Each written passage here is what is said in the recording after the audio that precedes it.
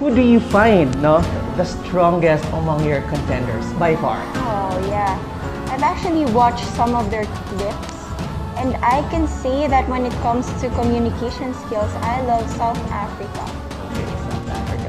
She's a woman of power and wisdom. I started as nobody in the pageant world, but I really have the heart and I really want to win for Iloilo. Ka-prenie, kung bago ka pa lang sa channel na ito, huwag kalimutang i-click ang subscription button at ang notification bell. At please huwag mo rin kalilimutan bigyan ng like at i-share ang video na to. Maraming salamat mga ka-prenie! Welcome our very own queen, the phenomenal woman, Miss Universe Philippines 2020, Miss Rabiya Mateo. Rabiya, welcome sa Istorya Iloilo.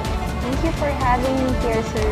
How are you doing? Yes, I am very much fun and I'm glad that you graced Istorya Iloilo. Sige, Rabiya, since you will be representing the Philippines to the international pageant, how can you help promote Iloilo City to the global arena? Yes, Sir Romel, you know what? I've been talking to Sir Albert Andrada because I'm planning that during my national competition, I want to wear dinagyang with me. I want to be a dinagyang warrior and to show everybody all over the universe the creativity and, the passion of the artists here in our province, in our city. And that's a promise that I made when I won Miss Iloilo. And I used to say that I really want to pledge in bringing Iloilo to the global community. Yes, and being named as the newest Dinagyang ambassador. Yeah.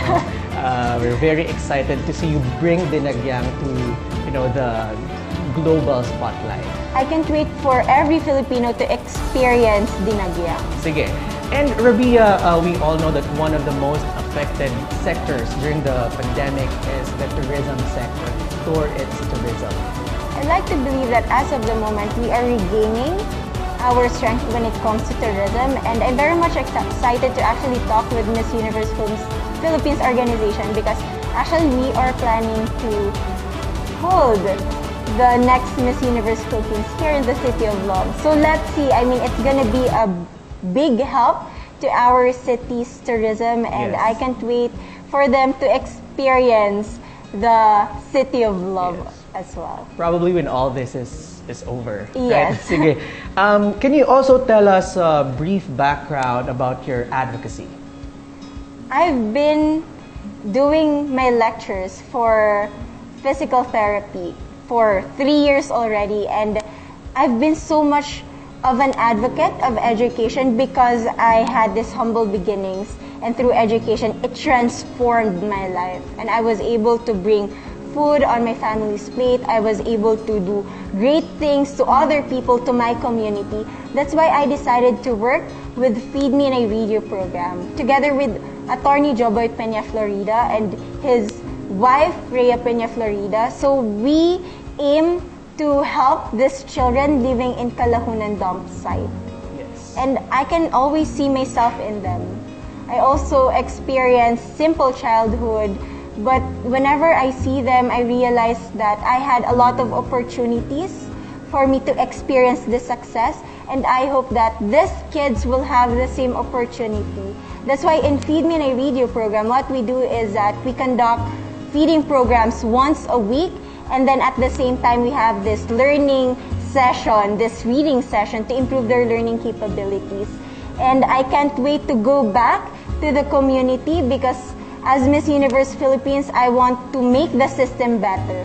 And my promise is hopefully we're gonna have feeding programs not just once a week, but every day. Sige. That was my goal. Sige. And with your advocacy, I think it's safe to assume that you believe that education is the only way for greater and bolder opportunities in life. That's true. Education and at the same time, right mindset. Rabiya, I believe na everyone is excited for your Miss Universe journey, and upon seeing your contenders online, who do you find the strongest among your contenders by far? Oh yeah, I've actually watched some of their clips, and I can say that when it comes to communication skills, I love South Africa.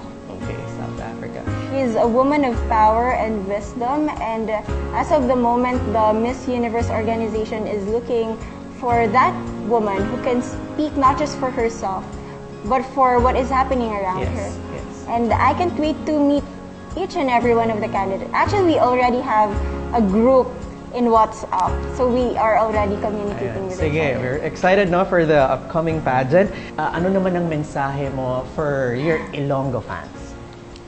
Sa tanan nga Ilonggo nga nagpalangga gid sa akon, even before I won Miss Universe Philippines, madamo gid nga salamat sa suporta kag kamo gid ang rason kung nga aari ko di subong nga point nga ni.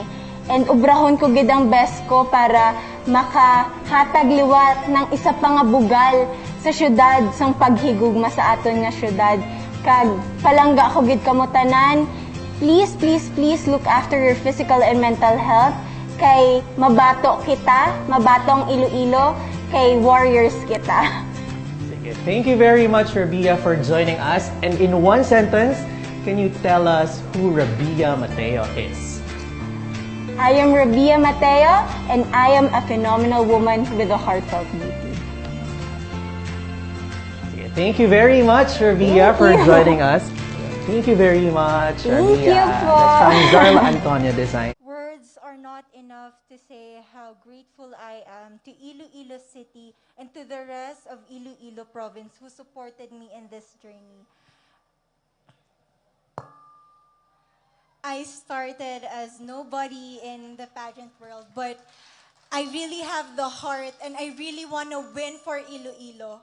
I remember I said, make Iloilo proud on the first screening of Miss Universe Philippines. And to some, I might dream an impossible dream. And there were a lot of comments saying that I will never be Miss Universe Philippines. But I chose to surround myself with people who wanted me to win. And I would always try to remind myself the glory and the honor that I will bring back to Iloilo City once I have the crown on top of my head. And Iloilo City, we finally made it. And I offer this success to each and every one of you. But I just want to mention few people who really helped me to win the competition. To Congresswoman Jamjam Baronda, his Attorney Jobert Peña Florida, and to his wife, Miss Rhea Peña Florida, to Miss Panging Rosales, and Tita Sara Peña. Thank you so much for loving me. But of course, for the man behind the name or us being called as the Wakanda of the Philippines, I'm very much honored to bring to you, Mayor Jerry Treñas, the Filipina crown, as they call it. Thank you so much for being a great leader to our city. And as they all say, Iloilo City is known for a lot of good things. Thank you so much for your efforts, for bringing so much pride and honor. And now, I will promise that I will do my very best to bring home the 5th crown for the Philippines, but most especially for my Iloilo City. And again, thank you so much for loving me and for supporting me. Mabato kita, Iloilo, kay Ilonggo kita. A round of applause, ladies and gentlemen, for the beautiful Rabiya Mateo, our soon-to-be Miss Universe.